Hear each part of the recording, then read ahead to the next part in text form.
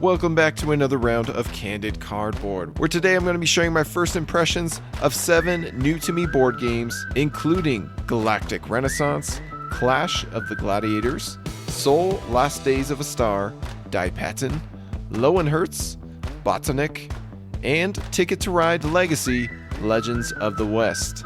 My name is Nick Murray, and you are listening to the Bitewing Games podcast.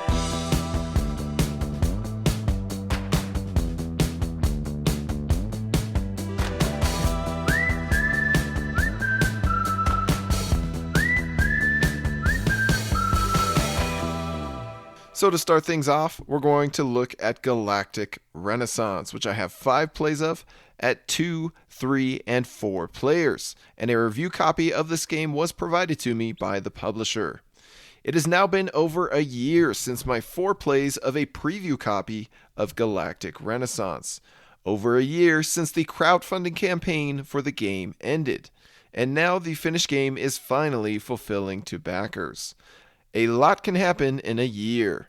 I've backed a couple campaigns in the past where I was excited about the new offering, and then a year or more passes, my tastes in board gaming change, and by the time the reward actually arrives, I realize that this type of game is no longer a good fit for me. Fortunately, in the case of Galactic Renaissance, I find myself loving the experience just as much as I did a year ago. In fact, it is even better. The rulebook and icons are now polished up, the production is gorgeous, and the gameplay is as good as ever. After our first play with this final version, I'm pleased to find no issues with this complex production aside from some dismissible grammatical errors on a few cards. I've seen Matago get a lot of flack for other recent big box productions, but they seem to have made some improvements with their processes in response because Galactic Renaissance gives me no reasons to complain. Because the gameplay is 99% the same as it was a year ago, I don't have much more to add beyond what I shared in my full preview of the game. The only thing left to add is that this is a game that I still thoroughly enjoy. I want to revisit it more and explore it further. There is just perhaps one minor problem. The issue is that I find myself with a huge advantage over any other players I try to onboard. Strong maneuvers aren't readily perceivable to newcomers. While they are finding their footing in the systems, I'm running laps around them like the Energizer Bunny. And unlike Inish, Galactic Renaissance makes it harder for underdog rivals to gang up on the leader. Conflict is slower to trigger and less punishing against the oppressed, so players can generally only deal scuffs and scratches rather than decimating dents. In our last play with 3 players, the scores were something like 13, 11, and 7, and I managed to go from 11 points to over 30 points in a single turn to suddenly slam the door on a deafening victory. Perhaps a more experienced player would have recognized my lucrative setup and tried to weaken me before my point explosion turn. Now let me tell you, it was a supremely satisfying turn. But I would love even more to see a cunning rival cut my legs out from underneath me right before I sprint to the finish line. I believe this kind of experience is possible in Galactic Renaissance. I suppose I just need to train up my friends enough to let them become that threat. This is definitely the type of game that plays best with a group of fairly evenly matched opponents. It's best to put in front of the same consistent group rather than a new batch of victims. But the fact that I want to go to the trouble to find or nurture such a group for this game is a very good sign indeed. I give a good prognosis to Galactic Renaissance. Next game we're going to look at Clash of the Gladiators, which I have 1 play of at 5 players. While he knows his way around a fistful of dice, Rainer Knizia isn't the type to make Ameritrash games, or games where bombastic luck and theme are front and center. That's why Clash of the Gladiators, a game that is packed with lucky dice chucking, thematic abilities, and endless battles, is such a standout design in Knizia's ludography. Here, players assemble multiple teams of gladiators and toss them into a pit together, with a few wild beasts sprinkled in for good measure. At the start of the game, you'll take turns recruiting unique types of gladiators to your teams that will bestow specialized benefits in the ensuing battles. The spearmen grant initiative, the swordsmen gift more dice, the net throwers neutralize opponent abilities, the shield carriers block minor hits, and the prong bearers allow 1 reroll. This initial gladiator drafting is where the bulk of your decisions take place. As you watch the spaces fill around your groups, you'll try to exploit the weaknesses that peek out from neighboring teams. If everyone around you has ignored initiative, then your team would have a huge leg up on many rivals with even a single spearman. If an enemy is preparing a team that hits hard and fast, then you can undermine them with a couple effective netcasters. Once the teams are all formed and the board is seated, players take turns attacking a neighbor with one of their own teams. Both attacker and defender will each get to roll the dice, and casualties turn to points as players collect enemy casualties in their holding pens. Each defeated gladiator is worth a point, and each conquered animal is worth 2 points. Avoiding elimination is helpful too, because your surviving gladiators also each grant a point. Not that you can do much to aid your survival.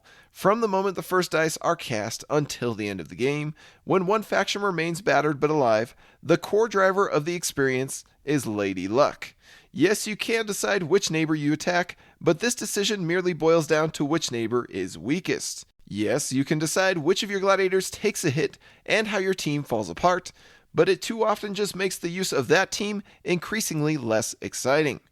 Yes, you do get to pivot to play as animals and still claim casualties on your turn once your humans are completely eliminated, but this only makes the battles themselves more one-dimensional. All this game boils down to is ramming your units into other players' units and hoping the dice roll in your favor. The problem is that so many games in the 20 years since have improved upon this formula, especially the ramming part in the case of Thunder Road Vendetta. In Thunder Road, the conflicts are more exciting, chaotic, hilarious, and tense. In Gladiators, the only exciting outcome is hit or miss, and a miss happens far too often. It is 50% of the dice faces. Thunder Road also does a better job embracing wacky variety.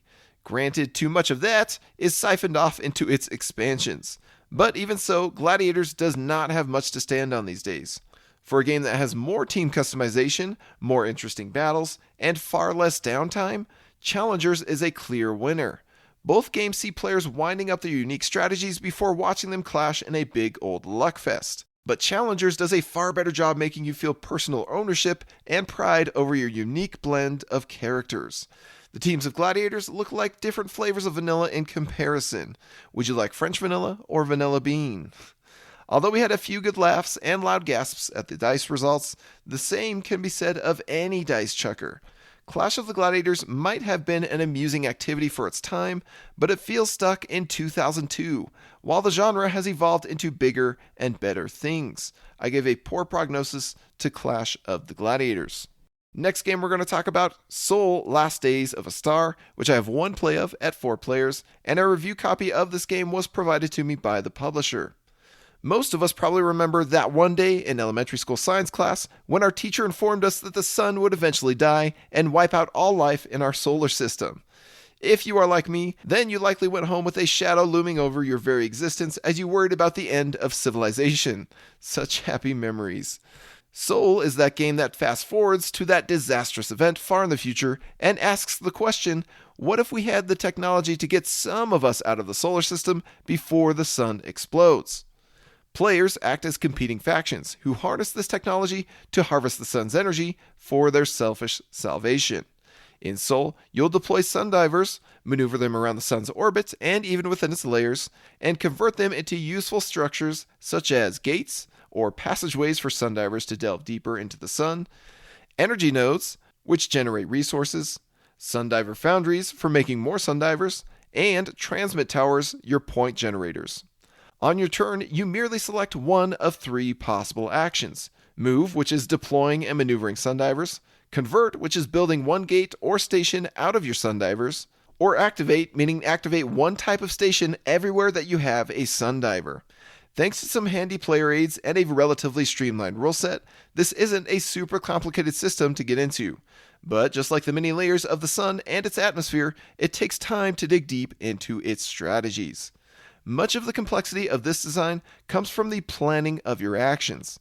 You'll deploy a few sundivers, arranging them in a specific pattern to qualify for conversion, where you convert them into a gate or station, and then you'll actually execute that conversion. By the time you are ready to start utilizing your shiny new structure, you'll unfortunately find your mothership on the opposite end of the sun, where it is too far away to deploy more Sundivers. Like the hands of a clock, players finish their turn by advancing their mothership one space in orbit around the sun, maintaining their equal distance from each other. You have to make the most of your current location in the atmosphere because you won't be there long. Fortunately, you are allowed to utilize the gates and the stations of your opponents, although you'll be a bit more reluctant to do it because they benefit as well. This unique combination of puzzly action planning and shared structure use makes for a refreshing experience in a lot of ways. On top of that, you'll work your way through the Instability deck, a deck of cards that provides one-time use abilities and serves as the countdown timer for the game. 13 of the cards in the deck are solar flares, and when the last one emerges, the game ends immediately. Due to the random shuffle, nobody knows whether the game will last half the deck, or the entire deck, or somewhere in between. One can't know how many days they have in the sun. They merely have to make the most of each day given them. You'll know when the end of the game is possibly very close, especially when the drop pile is small, but otherwise you have to decide whether to commit to a short-term strategy or long-term strategy and hope it pays off. This makes for a thrilling climax where the first half of the game is about setting up an engine of replenishing fuel and Sundivers, and the second half sees players pivoting to point mongering. After our first play, we all came away with the sense that further experience will lead to more scaled play. Many of the initial turns were met with the expression, "Oh no, I made a mistake," or, "Well, that was a bad decision," as we realized that our plans hadn't accounted for all the necessities. It takes time to wrap your brain around the implications of your actions. Fortunately, the design welcomes repeat plays and mastery by granting many possible instability powers, or rule-breaking abilities that feel oh so good to execute. In a single play, you'll only use a fraction of the effects that come in the box. Instability effects aren't the only form of variety that one can find in Sol Last Days of a Star. The rulebook also provides a shorter game variant, a longer game variant, solo scenarios, a cooperative mode, simpler effect cards, complex effect cards, aggressive take-that effect cards, and a trigger event variant. It's enough options that you'll almost have the overwhelmed feeling of looking at a Cheesecake Factory menu. A bit more editorial trimming would have been a welcome improvement, at least for the person learning, teaching, and hosting the game, myself. But as a publisher, I can appreciate that pressure to cram enough content into a crowd-funded game. It's a tough balance to walk that line between perceived value and a focused gameplay experience. Yet on the player's end, few things are as frustrating as learning a game with an identity crisis. I imagine that most groups settle into their preferred version of Sol after only 2 or 3 plays. So that's not a deal breaker. For my table, I'm just not sure how often it will get repeat plays. The design is just obtuse and demanding enough to gently repel me, like the relentless rays of the sun driving me to the comfortable shadows of games that are easier for the entire group to handle. And there are elements of mostly positive player interaction here, but it still feels like a rigid, brain-burning optimization puzzle more than a flexible interactive contest. I don't often crave this type of gaming experience, not like I used to. Regardless, I can't say that we all enjoyed our first play of Sol. It's engaging, challenging, and refreshing. It lingers in your mind after you pack it up and shelve it. Much like that gloomy science class revelation I encountered long ago, Sol is a potent experience that sticks with you. I give a good prognosis to Sol. Next up, we're going to cover 2 games in one, those being Patin and Löwenherz. I have 1 play of Patin at 4 players and 2 plays of Löwenherz at 3 and 4 players. So recently, I had the chance to play a couple different German old-school style area control games that surprisingly have quite a bit in common. Despite the fact that I happened to play them only a few months apart, they were actually released about 25 years apart. Löwenherz is designed by Klaus Tuber, and was originally conceived as part of a trilogy of games that also includes the one and only Catan. One can spot the DNA of Catan in this design, the critical initial setup which can make or break your game, the desperate negotiations over prizes, the long playtime, and more. But Löwenherz mitigates any luck much better thanks to the auctions and negotiations that take place. These actions include things like building walls onto the board, where you want to enclose your castles in larger regions to score more points, extending your kingdoms further, and even taking over enemy territory by doing so, putting out more knights to strengthen your kingdom against rivals, gaining money, or gaining a power card. When a new action is revealed, players take turns staking their claim on action A, B, or C of the card. If multiple players select the same action, then they are forced into a negotiation. If the negotiating players can't come to an agreement on who gets the action and who gets paid a bribe to back out, or if more than 2 players choose the same action, then the conflict proceeds to a duel, or in other words, a blind bid. Money is power in the world of Löwenherz. You can almost always talk an opponent down from a duel and guarantee yourself the action if you bribe them enough. And you can never have enough money when push comes to shove, and you must duel your way to a coveted action. This cycle of selecting actions, avoiding conflicts, bribing opponents to back out, and sometimes dueling to the bitter end is what makes Löwenherz such a joy to play. Even all these years later, I've never seen anything quite like it. It's a testament to Klaus Tuber as a game designer that he was creating systems that still feel refreshing today. Yet that doesn't mean that Löwenherz has necessarily aged well. Like many games from its time, the general pacing is a bit slow. The overall game length is long, the initial setup can be overly punishing to inexperienced players, and often the writing is on the wall too soon, as losing players spend the last hour flailing. It's like a tall, lumbering brontosaurus that means well, but can accidentally step on and flatten its small companions at times. Now, Patin reminds me of Löwenherz in a lot of ways. This brand new 2023 release from German publisher Zock also features shifting walls and borders on a central area control board. It likewise proceeds slowly through many turns of gradual map changes. It too has no qualms crushing a player or two under the weight of its mechanical brutality. But the manner in which players select actions is completely different from its distant ancestor. Patin gives you 4 figures to use during each of its 5 rounds. These figures each represent an action that you will select and a space in which you will temporarily bolster with the presence of that figure. You can either choose a space within your territory, a way to strengthen your forces or collect resources, or a space adjacent to your territory, which usually leads to a territory expansion action. The best part of this is that one of these figures is your boss lady, a special figure whose superpowered action you secretly select at the start of the round. The core focus of Patin is to compete for one of 5 possible scoring objectives, and you always have to claim a new one across each of the 5 rounds. So if I score for having the largest territory in round 1, I no longer care about this objective for the rest of the game, aside from the fact that I don't want my opponents to easily earn it in later rounds. Then I'll have to move on to occupying the most manholes with rat cubes, or having the most rats on a single manhole, or setting up the most back rooms on the board, or having the most loot on hand.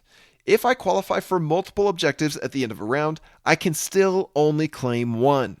If 2 players tie for being the best at a particular objective, then neither of them can claim it that round. This becomes even more brutal as the rounds march on, because the points you score are equal to the current round number. Much like the action selection shenanigans of Löwenherz, I'm a huge fan of the objective jockeying in Patin. Both of these games feature a refreshing element that keeps me engaged as I explore them. But both games also suffer by spreading out their fun across too many cycles of actions and rounds, at least for my tastes. It was also interesting to compare this experience to another old school area control game, El Grande, which we played the morning after our session of Patin. While El Grande is arguably just as long and cyclical, it manages to justify its playtime with a dynamic variety of action cards, more surprises, more highs and lows, more flexibility to pivot and make a comeback. Simply more bang for your buck.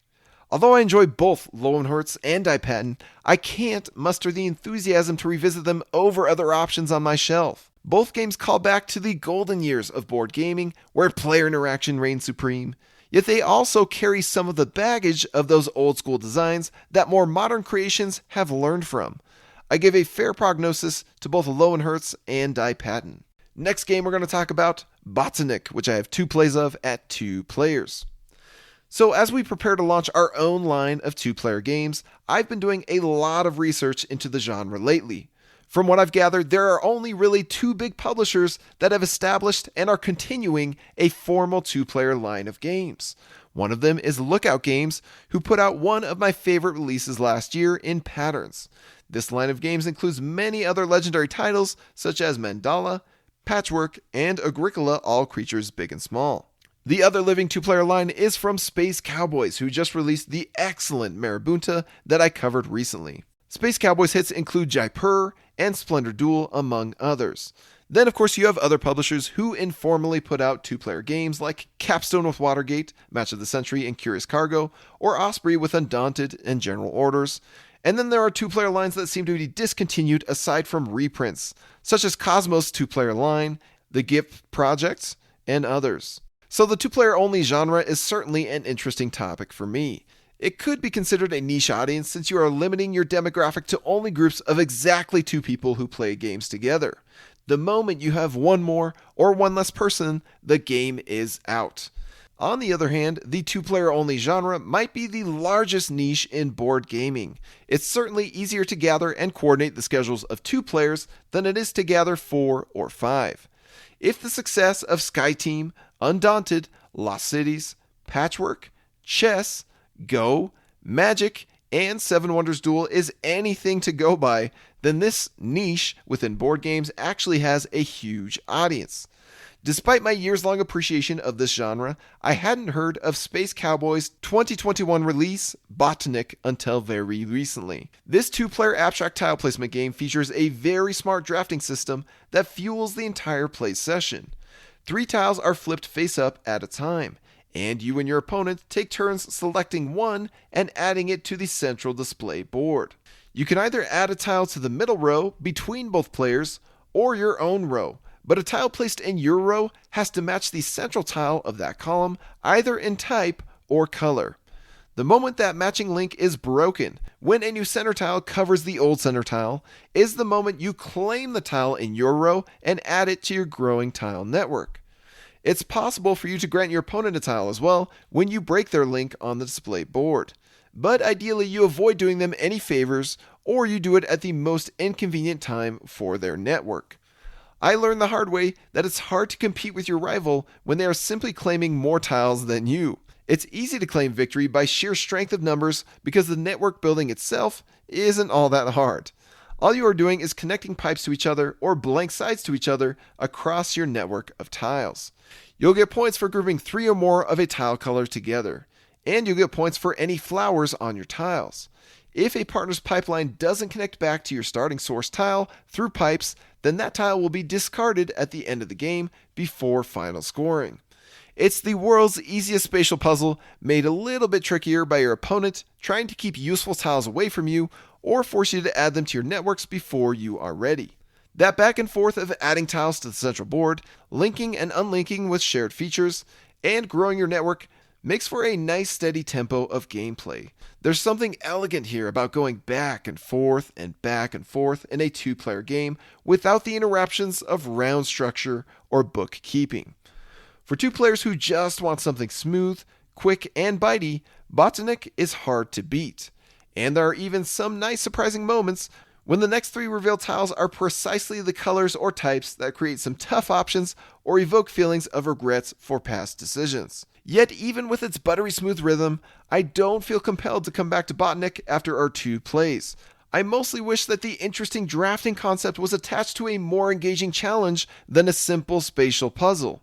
It feels like 2 games bolted together, with one of those games razzle-dazzling me and the other putting me to sleep. Much like the auction systems of Nidavellir and Furnace, I hope to see the novel mechanical twist used again in a more interesting design. I give a fair prognosis to Botanik. And for the last game of this episode, we have Ticket to Ride Legacy, Legends of the West, which I have 12 plays of at 4 players. So we finally wrapped up the entire campaign of Ticket to Ride Legacy, a game that managed to land high on my top 15 games of 2023 list, despite us only being 60% of the way through it at the time. But I'm pleased to report that this title is still worthy of such a ranking after having made it to our final destination. As I noted previously, Ticket to Ride is a game that I haven't played in many years. Perhaps it was more risky for us to acquire and commit to a massive version of the design in Legends of the West, but I had heard enough good things to feel confident that we would enjoy it. Aside from starting you with a mere fragment of the United States, an incomplete map connected by large jigsaw tiles, the most obvious change from classic Ticket to Ride is found in how one scores points and wins the game. In vanilla Ticket to Ride, you earn immediate points for claiming a route between two cities, with more points for larger routes. Ideally, you scoop up a lot of cards of the same color and spend big on huge routes to rake in a load of points as you work to complete tickets in your hand. These endgame points are entirely done away with in the Legacy game. In Legends of the West, players are still aiming to complete tickets, or connect two distant cities with their train pieces, all for big endgame points. But the point track itself has been replaced by money tokens, and there are new ways to earn money or points during the game. You'll want to build on your own color tracks as much as possible because you earn a bonus $2 every time you claim such routes. I love the fact that a certain route can have more value to one player compared to other players. In a game where there are many options to connect point A to point B, this added texture is a welcome change. But this change is only the tip of the iceberg when it comes to Ticket to Ride Legacy. As you progress through these sessions, you'll regularly add a new large tile to the map that comes with new cities, routes, tickets, and special rules. The design has clever and even delightful ways of keeping the game from getting too bloated. Like the rising and setting of the sun, new features will be introduced, paraded, and dismissed over the course of one or multiple games. While you and your opponents compete to win the current session with the usual methods, ticket fulfillment, route claiming, train card drafting, you'll have plenty of side projects to distract you from the main objective. These side goals will often tinker with the incentives and pacing of your decisions. They constantly push you outside of your strategic comfort zone. You'll also feel that with the evolving deck of event cards, which will pop off a new event every time a triggering card emerges from the train deck. These events are often tied to the new board tile and features. They help give a sense of progression in the overall story of the campaign. Perhaps my favorite part of this experience was facing down a new challenge at the start of each session and formulating a strategy.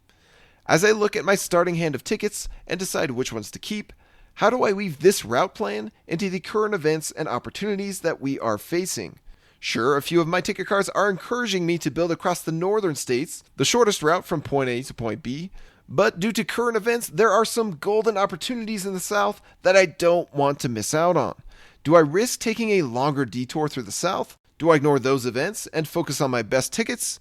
Or do I select different tickets entirely? By the time you reach the second half of the campaign, you'll feel pulled in a million directions as multiple events are happening across the country at once. Again, these features often reach a conclusion at some point and are never seen again, so it isn't entirely cumulative. But we found it quite engaging to ride this meta arc of starting quick and simple on a tiny map, expanding into a wide horizon of mechanisms on a growing map, and contracting somewhat back into a more focused system in the concluding sessions on a large, completed map. The common legacy elements are here in full force with customized permanents happening across the map, within the decks, and among the competition. Although the story here certainly takes a back seat to the gameplay experience. While this is a far cry from the approachable gateway game that is Ticket to Ride, the design and publishing team have done a great job making this system feel quite streamlined compared to more unwieldy legacy games. I would feel comfortable introducing this to more casual gamers, assuming that I, as a seasoned gamer, am guiding the experience. And assuming that they are up for the commitment of playing a few times per month, so nobody completely forgets what is going on. I've never been the type to get heavily invested in the story or narrative of a board game. Rather, I find my thrills in the engaging gameplay and challenging competition. But I'll also quickly become grumpy if a game overstays its welcome or doesn't provide enough juice for the squeeze.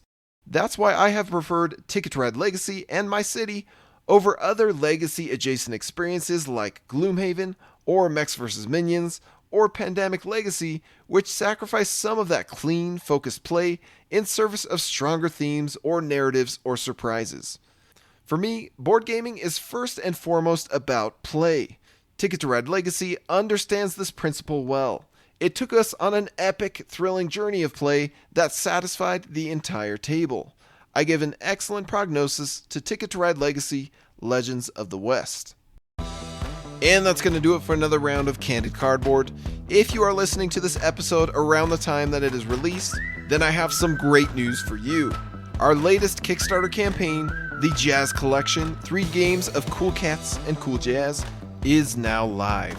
But it's not running forever. You have less than 16 days to check out our 3 latest games and back them if they strike your fancy. And as always, we do appreciate any support that you're willing to offer. The support of our backers and followers is what makes this podcast possible. It's what enables us to share so many games, both games that we are playing and games that we are helping bring to life. So be sure to follow the link in the description of this podcast episode and check out our Kickstarter campaign. We are offering the best bundle discount that we have ever offered in any Kickstarter project, and these games will be delivered to you by the end of this year. Thank you for your support. That's all for this episode. My name is Nick Murray, and you've been listening to the Bitewing Games Podcast.